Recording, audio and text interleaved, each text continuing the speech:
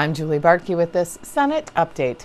The state's economy continues to improve with a projected budget surplus of roughly $2 billion. The numbers were released on Friday, February 27th, and show lower spending and higher than anticipated revenues result in a $1.8 billion surplus.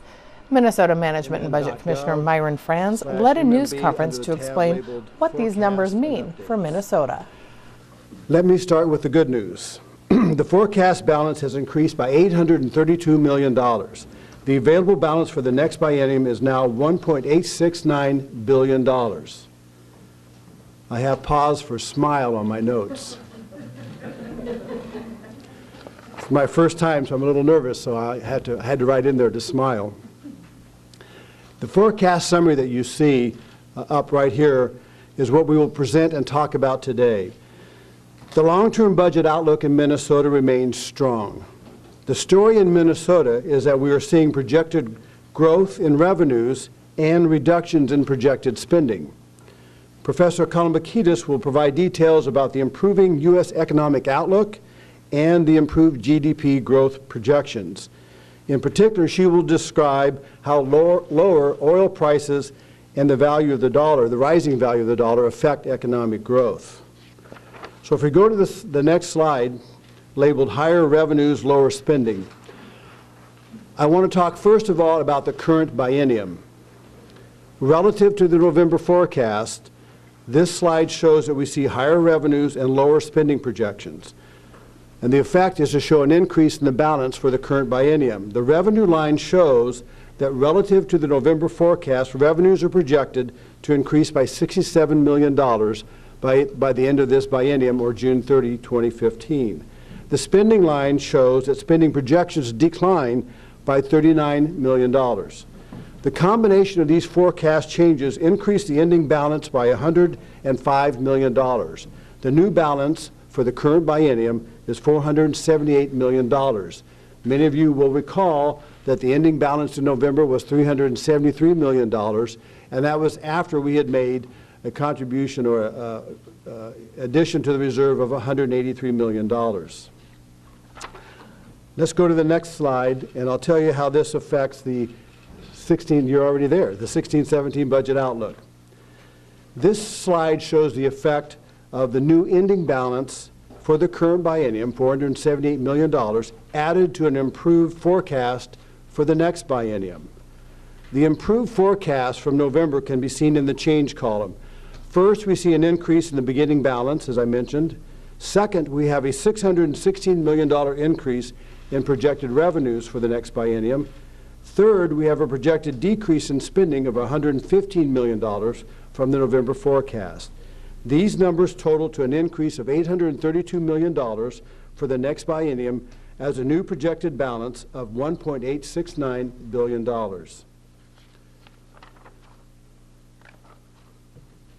I want to point out the budget reserve amount of $1.344 billion. This total includes the cash reserve account and the budget reserve, sometimes referred to collectively as a rainy day fund. In 2014, we increased the reserves by $333 million. First, the budget enacted last year during the legislative session added $150 million to the budget reserve. And last year, we also added a new automatic provision that requires 33% or a third of any balance in November to be automatically added to the reserve. And as you will recall, we added $183 million in November because of that balance. So based upon the addition of $333 million in 2014, we now have a new all-time high reserve of $1.344 billion. There is no automatic addition to the reserve in the February forecast. That only occurs in the November forecast. Today's news is very good news. Over the last few years, we have righted the ship. Please remember that 6 years ago, 4 years ago, and 2 years ago, we were facing large deficits as we began the budget process. And by focusing on balanced budget proposals, we've paid back our schools, we've enhanced strong revenues for the state, we've strategically invested in education, we've carefully managed our state budget, we've increased our reserve, We've implemented strong management ideas like renegotiating health care contracts for the state, saving over $1 billion in that case alone. Minnesota is truly a success story. We have a balanced and diverse economy. We have the 5th lowest unemployment in the country, and we have a growing economy. We now face budget balances for the next 2 biennia. As we plan for this legislative session and the long term, Governor Dayton will review these projections and submit a supplemental budget in March. The governor will be available after this press conference, as you know, for your questions. But now I'd like to turn it over to Professor Kalambokidis to talk about the economic outlook in this forecast.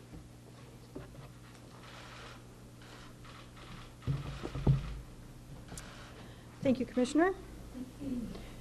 The outlook for U.S. economic growth has improved since we prepared our forecast in November of 2014.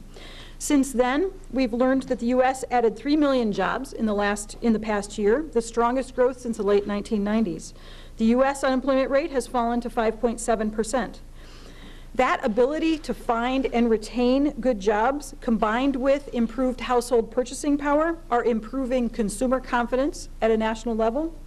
And that consumer confidence is buoying consumer spending, which is the largest driver of the change in the U.S. outlook for 2015, for this year.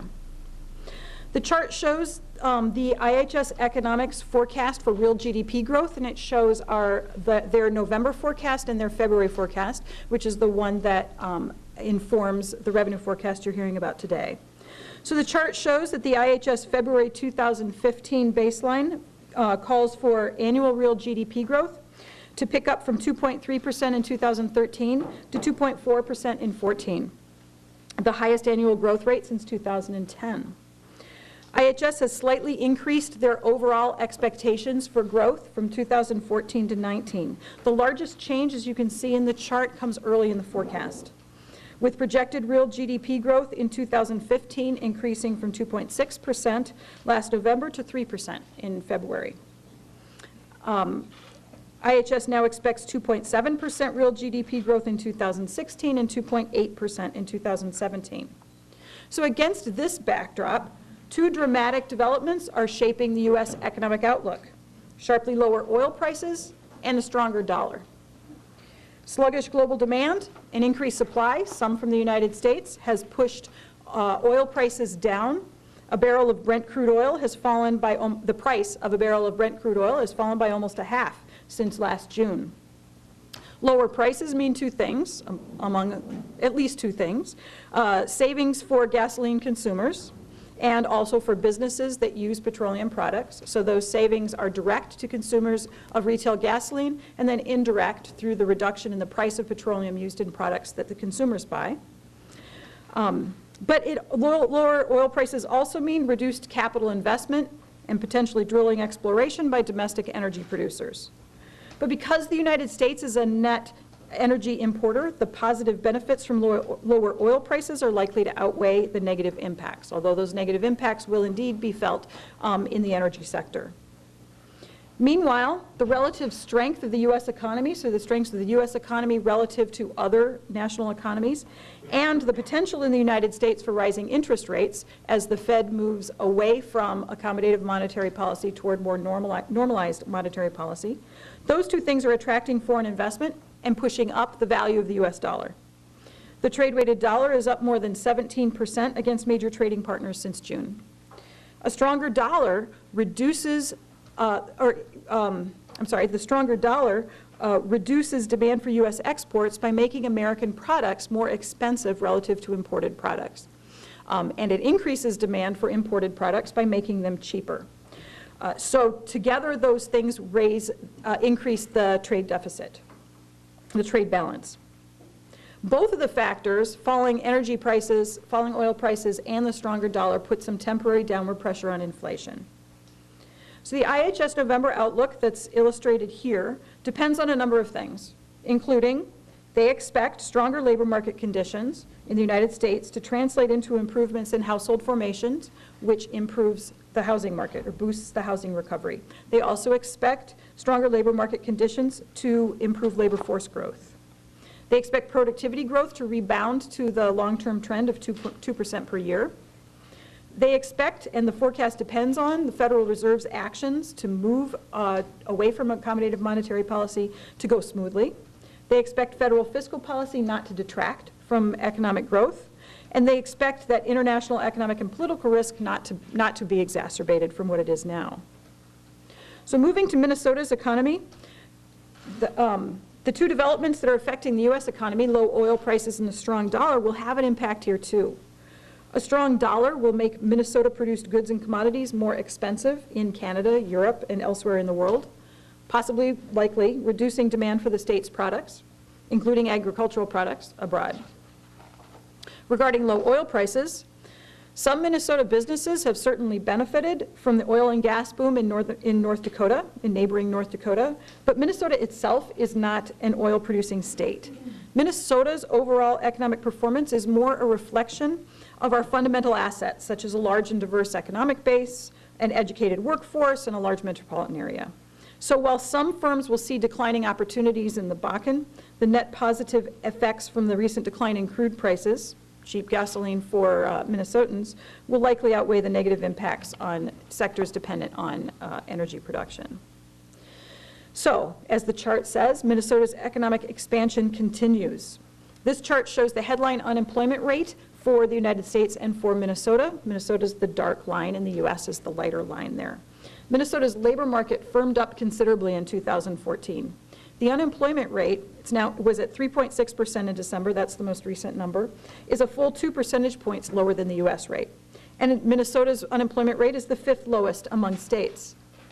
Among large metropolitan areas, the Minneapolis-St. Paul area has the lowest jobless rate of 3.3%. And unemployment rates have fallen over the last 12 months in each of our regional centers as well. So looking at the chart, one thing to note is that the 3.6% where we are now is between the low points of the previous economic expansions, the two previous economic expansions. So in the most recent economic expansion, so on the chart, the vertical gray bars are the U.S. recessions, and so the white spaces are recovery and expansion periods. In the previous expansion in 2002 to 2007, we bottomed out at 3.9%, and we're 0.3 percentage points lower than that with our unemployment rate now.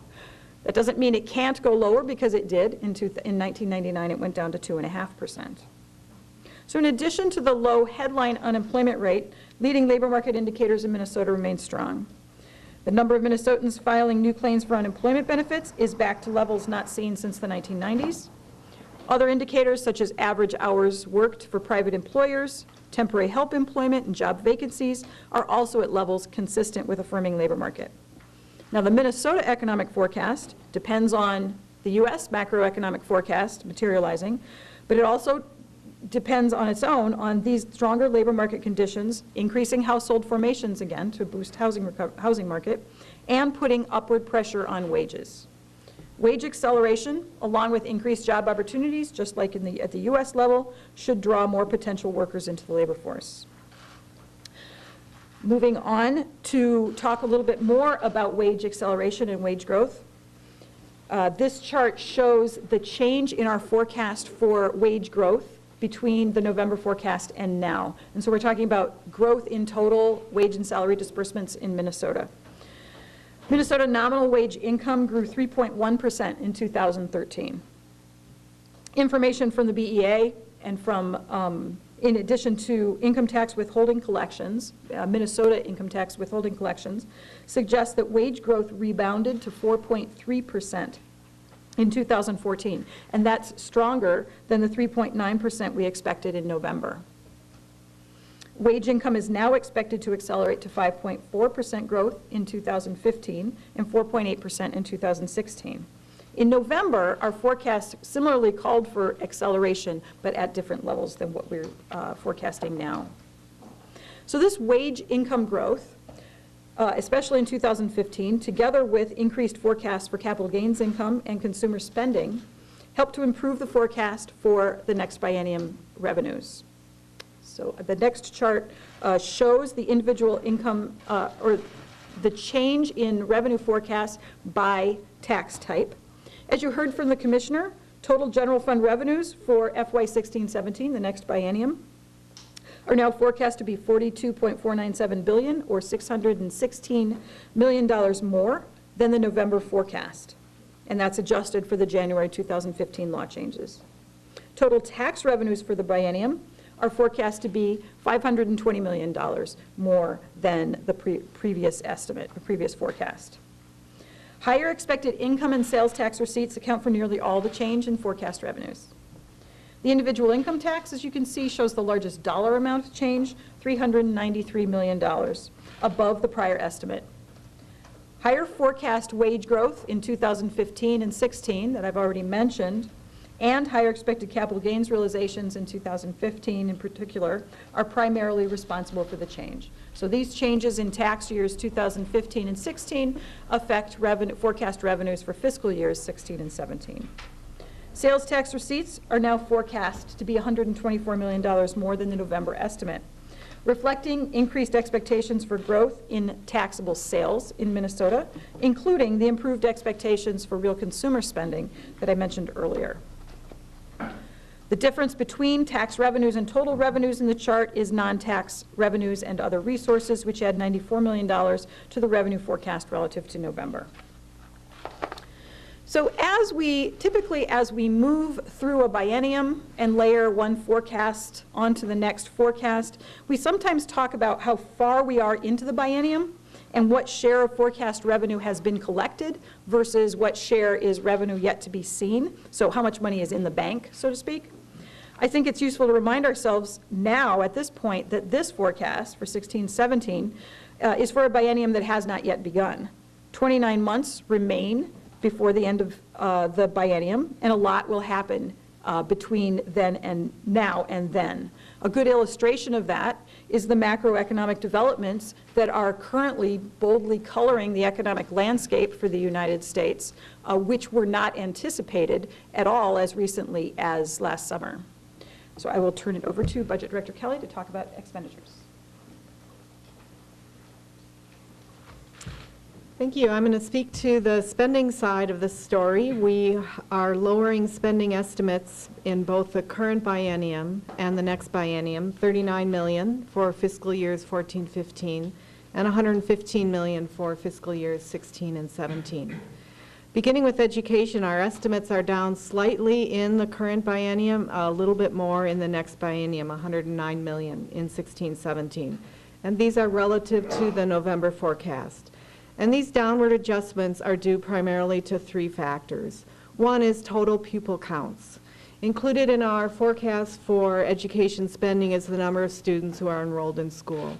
And we estimate how many that will be, and we revise that estimate as actuals are reported to the Department of Education. So we are still projecting growth in our pupil count, just lower growth based on actuals reported. Secondly is compensatory aid, which is based in part on students in poverty and the concentration of poverty in our schools. And after many years of increasing poverty concentration, the total poverty counts that have been reported to MDE did not increase year over year last year. And so based on this, we are lowering our forecast moving forward for what the compensatory aid will be, and we've reduced it by $49 million. Special education is the next factor where we see a downward adjustment. Beginning in fiscal year 16-17, we have a new formula for special education funding in our schools. And that formula is based in part on actual expenditures that schools were reporting this year. And the actual data resulted in less expenditures than we had anticipated, and so we are lowering our forecast for special education funding for 16-17 as well. On the property tax aids and credit line, estimates are slightly lower from previous estimates in both biennium, and this change is driven by lower participation than previously anticipated in the homeowner property tax refund program. And this is a continuation of what we saw in November. On the Health and Human Services side, this change is notable in part for its lack of change. Usually we see more change in a February forecast for Medicaid spending. Our November forecast captured data that we typically don't get until this point in the forecast period, and so we saw significant changes in the November forecast. But on the general fund side, we're lowering expenditures in 14-15 primarily due to lower average payments for families and children. We saw this in November actual data has come in that is lowering our forecast slightly. General fund expenditures are up in the next biennium, 16-17, and a big part of this change is due to more expensive services being utilized on the chemical dependency side of the equation. On the debt service line, slightly lowering our costs there based on lower assumptions of interest rates, and so our future bond sales will be a little less expensive based on this.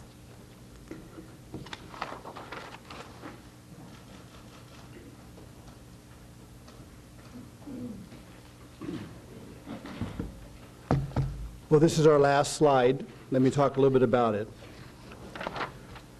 This is the first time that we've talked about the fiscal year or the biennium of 2018-2019. And we provide this last slide in order to address long-term budget planning into the 2018-2019 biennium. If you add those two numbers together for the difference for 2018-2019, it's $3.184 billion. Which is a $1.3 billion increase for the projection of that biennium. Now, as we've already mentioned, the forecast is largely made up of future revenue projections and spending estimates. And we must remember as we look forward into the future that we do not have an enacted budget for the current biennium or for the 2018-2019 biennium. On this slide, we break down the forecast revenues and spending by fiscal year so we can show the structural balance that we are currently forecasting. We know that revenue forecasts include the projected effect of inflation. On the spending side, only some of the spending items include an inflation component. Thus, for purposes of planning, we want to provide a simple estimate of the effects of inflation on spending. But I must point out that adding inflation to an overall spending component is a complex matter. The exercise here is intended to provide policymakers with information on the possible effects of inflation if applied simply to all spending items. Before we all take questions, I just want to end once again on the good news. Minnesota has a positive budget balance for the current biennium, it has a positive budget balance for the next biennium, and it has a positive budget balance for the 2018-2019 biennium. We'll take questions now. What about wages? Last forecast, wages were one of the concerns in the forecast, and now it appears to be the bright spot. Where did this kind of wage growth come from suddenly, and is it as sudden as it appears? Thanks for the question. So last time I stood here and talked about wages, I probably said the conditions are ripe for wage acceleration. So the labor market in Minnesota had tightened and the unemployment rate was falling, and so we were thinking wages ought to go up. Job vacancies are high. And so at that time, we hadn't seen the evidence that it happened. We still forecast an acceleration, but we hadn't seen the growth that we had expected to materialize. Now we've seen some evidence that may be starting to happen. We know that our estimate of wage growth in 2014 is higher than what we had forecast in November, and so I wouldn't call it a surprise. I would say it's a welcome. It's something we've been waiting for. So it's a guest that was a little late to arrive. And so we're hoping that, well, we're forecasting that it persists. And persists too, because 2015, the numbers look even better. Yes. Why is that? Why is there a bigger change in the forecast in 2015? If you notice the real GDP graph, Chart 2, there's a bump in 2015, and consumer spending is buoyed in 2015. So there are, this seems to be a time when there's some pent-up activity that's expected to occur. So the wage growth that we're forecasting now, we really would have expected sooner. So I think some of that has been pent up. We think we're seeing it happen, and we're forecasting that it persists. This morning, the fourth quarter national GDP was revised downward from 2.6 to 2.2% growth. Is that reflected all in this? And does that change anything that you're talking about here today? It's not reflected in this. So what we use to inform our forecast, the macroeconomic forecast we used was the February 2015 baseline from IHS Economics, and so that information was not known at that time. I would point out, though, that While the U.S. growth forecast informs our forecast and sort of sets the stage and helps us understand how the economy is growing, we don't actually tax GDP, and so there's a lot of steps between the U.S. level down to our revenue forecast. But with every forecast, there's new information. You don't expect that this change, if that had been incorporated in this, you wouldn't have expected a major change in what you're projecting here?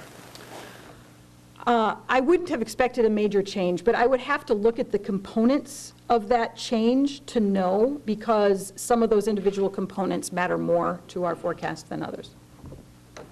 The oil price change seems to be a big driver here.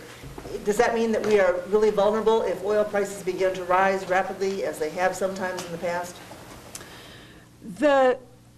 You're right that the oil price change is an important factor. It's much more of an important factor for states that are net oil producers. And so for them, I think there's some vulnerability. But oil prices are volatile, and so they're used to that if you're an oil producing state. So if our take on this is that primarily the impact on Minnesota is through the consumers and through the lower prices. As prices increase, that's going to affect our consumers. But I wouldn't place us among the states that are particularly vulnerable to changes in oil prices. Commissioner, the governor has said he wants a bonding bill this session. Can you talk about how this changes the debt capacity and what size of bonding bill is possible? The governor has indicated an interest in doing an $850 million bonding bill. This new budget forecast provides the resources to do that. And so, although he may change his mind after today's news, but I think at this point, he was going to propose an $850 million bonding bill in March. How much of the projected surplus is ongoing revenue versus a one-time increase? Well, the difference between ongoing and current is always a tough question. As we mentioned a little bit earlier, the current biennium, we've adjusted the ending balance for the current biennium by adding $105 million. So the current balance of the biennium is over $400 million. So that is not exactly money in the bank yet, but it's darn close. The truck is on the way to the bank, so to speak. So that money is there. But everything else beyond that for the next biennium, really, they're all future forecasts. We haven't collected that revenue, and we haven't spent that money. We don't have budgets enacted to spend that money beyond what we already have under law. So I think it's important. We always try to emphasize this, and I've learned a lot from Professor Kalambokidis about this, and that is to be careful about projections and be careful about what we actually have in the bank and what we actually need to look forward in the future. So the forecast for 2016-17 and for 2018-19, those are all future forecasts for spending and revenue numbers. The 2014-15 numbers reflect the deficiency bill that was signed into law yesterday. Yes, they do. Yeah. No, not the deficiency. I thought you meant the tax bill. No, the deficiency has not been reflected in. So we would have to subtract that amount. Yes, for the budget that will be for this biennium. Yes. I had a question about household formation and how it's changed since the last forecast. I think I heard that on the national level, household formation is expected to tick upwards because of wage growth. Yes, and that's our expectation as well. So when we talked about this in November, we were talking about very disappointing household formation numbers at the national level. And the reason it's important, so households form when people who are living together separate and start their living on their own. So it's when young people leave their parents' homes and start a home of their own, or people who have moved in together to save costs during a recession separate. And so it creates demand for housing, and the disappointing levels of household formation last year helped explain the sluggish housing growth last year. We do expect that the improving economic conditions, including improving job growth, job conditions, and improving wages, will increase household formations. What about some of the other risks? International trade, and I believe even agriculture was mentioned. Could you elaborate on that, why those are concerns? Yeah. So both of those are, the international trade is, there are a couple of things happening there. One is geopolitical risk that can happen in very many places and can lead to unexpected changes in demand for U.S. goods. And in addition, sluggish economies among many of our trading partners. So China not growing as fast as it used to, the European community not growing as fast as it used to. So those are risks, and if they are exacerbated, they will reduce demand for U.S. goods and could slow U.S. GDP growth. Added to that is the issue of the strong dollar, which reduces demand for U.S. exports because it makes U.S. exports more expensive relative to imported goods. And so that can be good for consumers of imported goods or people who are traveling abroad, but it leads to some softening of expectations for the kinds of things that are exported, including agricultural exports. Are there any confidence intervals or anything like that in terms of, is this a forecast that's equally likely to go up or down in the future, or, I mean, we've got the very firm and specific numbers here. Can you talk about how confident we are in these forecasts and these numbers? It is a forecast, you're right. So there are risks to it, and there's volatility to the revenue stream. I can't necessarily speak to, is it more likely to go up or down, but it could go either up or down. I can't speak to the likelihood on both sides of that. The volatility of the revenue stream means that we need to insure against that risk. And so the budget reserves that we have the target that we have for the budget reserves is based on that revenue volatility and is based on those expectations of just how far off could we be going forward. And so when you're forecasting and there's risk and uncertainty about that, then you insure against that risk with a budget reserve.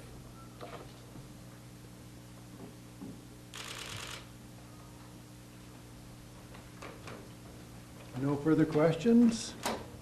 How about a little bit more on the short-term versus long-term money? What would be your counsel to lawmakers and their appetite on one-time spending versus spending with tails?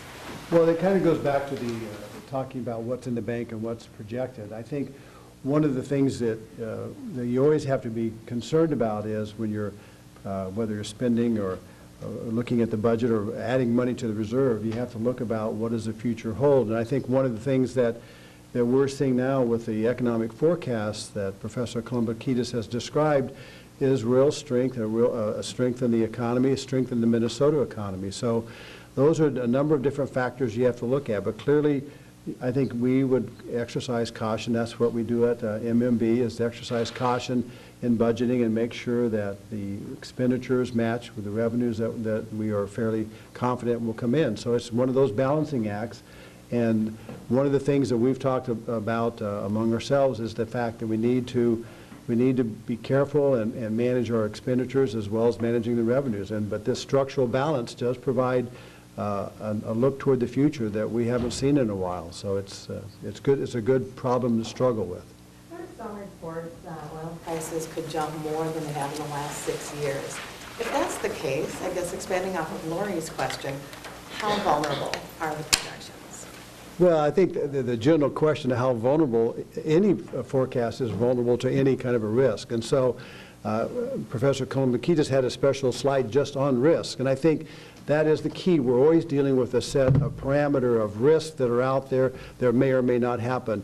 Just as that might happen, it might also be that oil stays at a very low rate for a longer time than anticipated. So those are the kinds of things that we have, the economists have to judge as best they can today, and then tomorrow, things will change. And that's, do you want to add anything? I'll add just one quick thing that, to be clear, the macro forecast that we use does forecast prices eventually going up.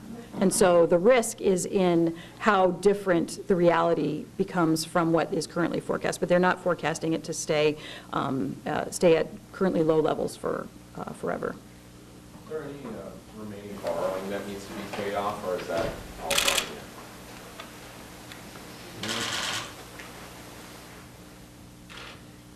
We have paid off all of the borrowing that needed to be repaid in statute.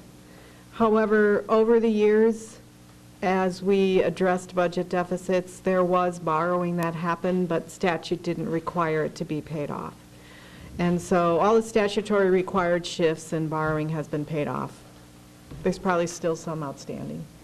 Explore a little more of these sentences there in the forecast, that the state's housing recovery has been disappointing and household formation is unexpectedly slow and the labor force growth remains very weak. That seemed, all of those sentences in the forecast seem to contradict what appears to be good news. So all of those sentences are about how things have been, and we talked already about, you know, when I stood here in November, we were talking about this disappointing household formation number data that had come out. At the time, what it meant, it wasn't good news, but it meant, well, now we have an explanation for why the housing market recovery has slowed down, or why it has been not as strong as we had thought. So now we know it was because of household formations. So those sentences are setting the stage for, it has been, these things have been slowed down. We do expect some pickup going forward. The last one was labor force growth projections. Yeah, so that's not a Minnesota-specific thing. That's a national thing. And so my predecessor, Tom Stinson, and the former state demographer, Tom Gillespie, talked for years about the pending sluggish growth in labor force growth that we should be expecting due to demographic change, the aging of the baby boom. And we're there, and we're seeing it. And so that it's a limiting factor, both for the U.S. economy and for Minnesota's economy. And we expect some incremental improvement in that due to the improvement in the labor force. I'm sorry, in labor market conditions. To follow up on that last question about borrowing, can you go into any more detail about what remains to be paid, and maybe give at least an estimate of what the total dollar amount is? We don't have a list. But for example, and I'm not sure exactly what years this happened, there were payment shifts that were made in the healthcare area where within a fiscal year of a health plan, we shifted a payment from July to June or from June to July. So that affected our fiscal years but didn't affect theirs, but it made them carry our payments for a month on their books. So there's examples of that. Last session, we actually started paying back a shift of sales tax recognition shift, so not sales tax recognition, but the sales tax, June accelerated sales tax, where we have required businesses to pay sales tax anticipated in July early in June. So last session, we started buying that back and shifted some of those accelerated payments back to, eliminated those. There's still accelerated payments on the books that could be shifted.